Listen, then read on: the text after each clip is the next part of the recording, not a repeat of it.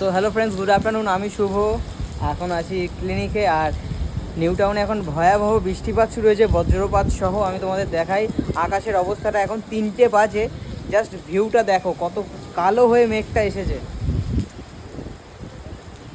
এক ফোঁটা রোদ নেই, আর এই বৃষ্টি হালকা পড়ছে। আর এই যে আমাদের ইম্পাদি এসে গেছে সামনে হচ্ছে দেখতে।